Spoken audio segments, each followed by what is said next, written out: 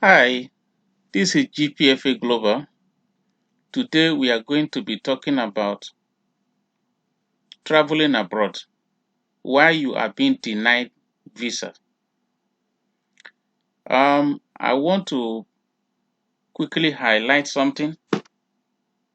One key reasons why people, most especially those that want to travel for the first time, are being denied visa. By my experience working in an organization, I used to process visa for my boss in my most of my directors in the office, and even some of their family members whenever they want to travel, even those that have not traveled before.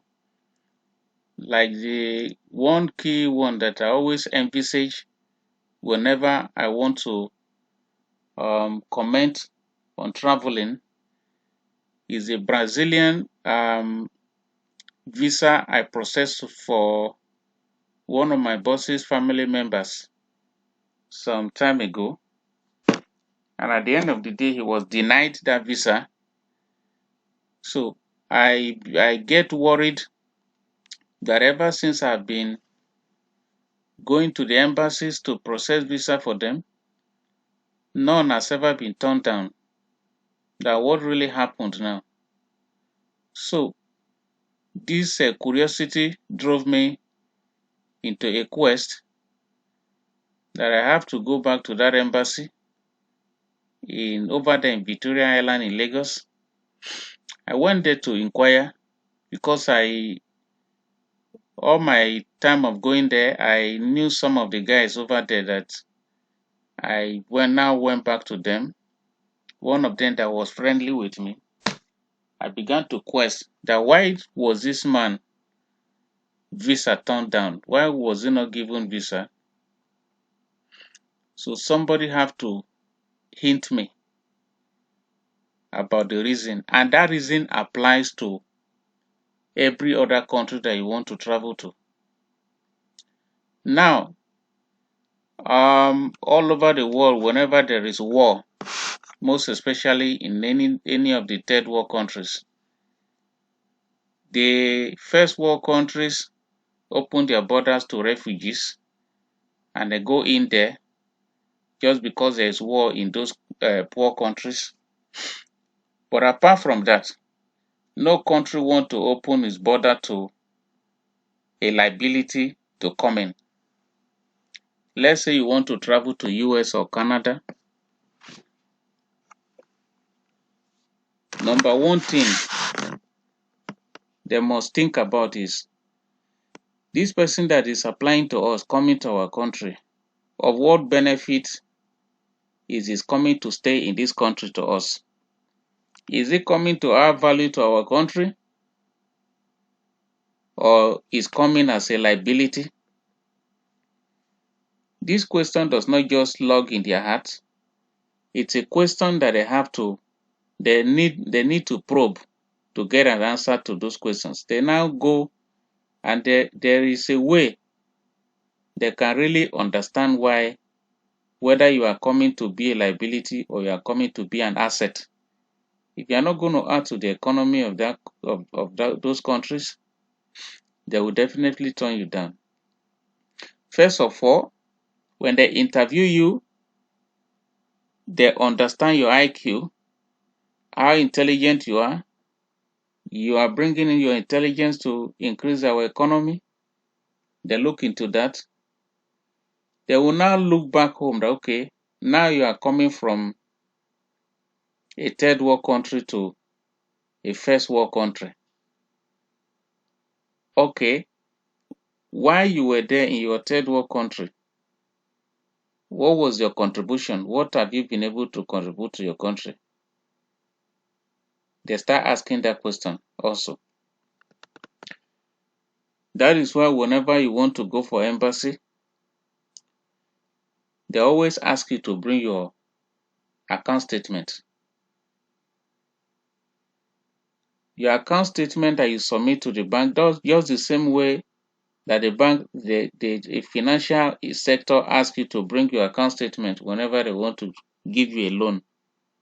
It's the same way these countries will want to know why you were back home. Were you doing well? Were you contributing to the economy of your country? They look at your account statement, they look at your inflow. How much is coming into your account on a monthly basis? Have you been a worker in your country? Have you been earning a remuneration? Have you been able to take care of yourself in your country? They take all those things into consideration. When they look at your account statement and they see your inflow, that on a monthly basis you've been earning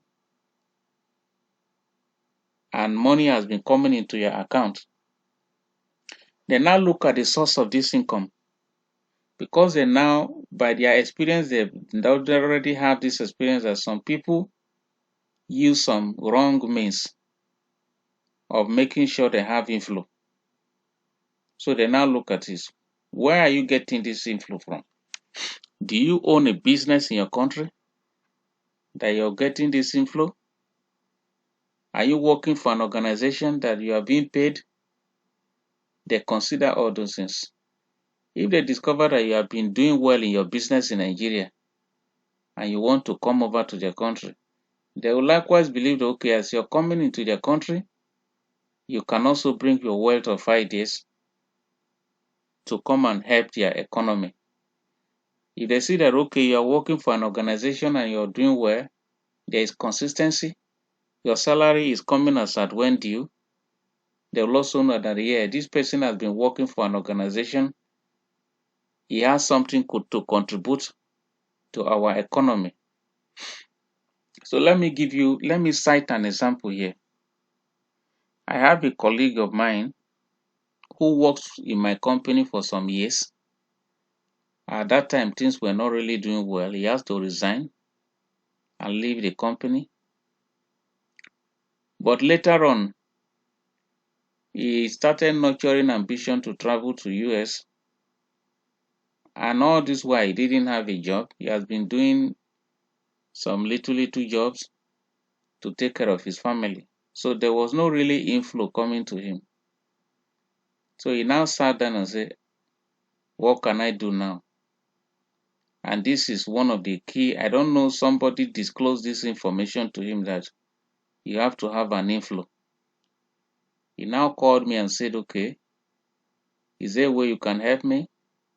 I will raise money myself, send it to you.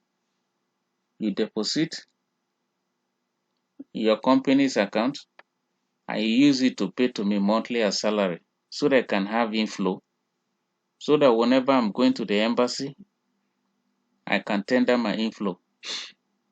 I told him that, well, it is not in my power to decide that.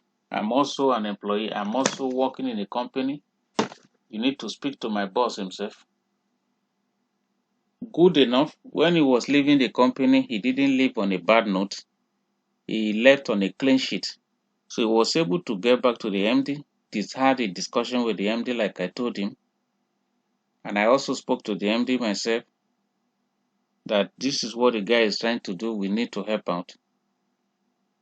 The MD agreed. So he has been doing that, sending money every month to the company's account. He's sending 150,000 naira every month. Then I will now use it to pay back to his account as salaries monthly. We have been doing that, building that inflow, building it over the time with the company's name. The money is coming into his account from a company. So whenever he's applying for a visa, that can give him a big leverage. Though this money he has been sending is not that it's his own personal money. Sometimes he collects it from his friends. Sometimes he collects it from his family members. Let's say he pays in today. I use it to pay him back as salary tomorrow.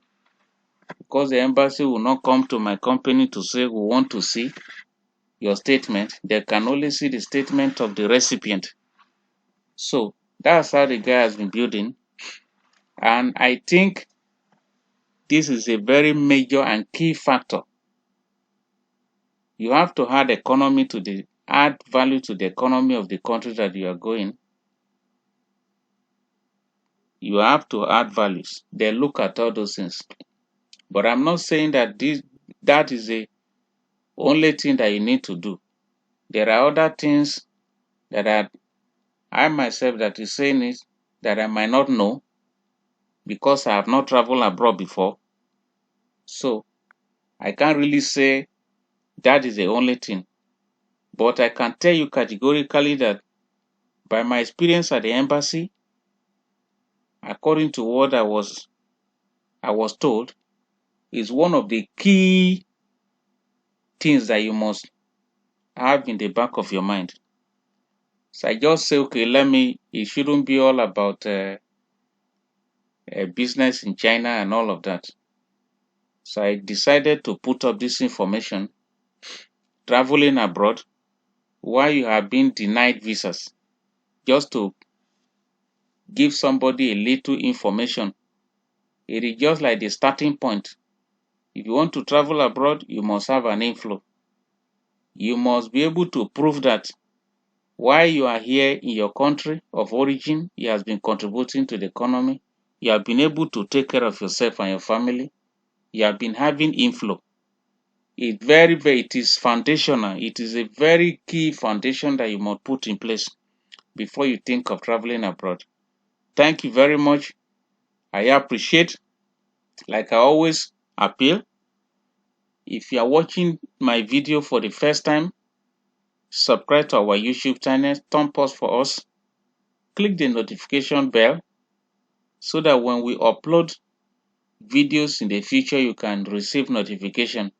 We always try as much as possible to keep our video very, very short so that we don't waste your time.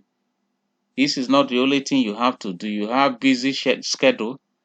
So we just put our information short and concise. Thank you very much. We appreciate you. We'll see you again in other videos. Cheers.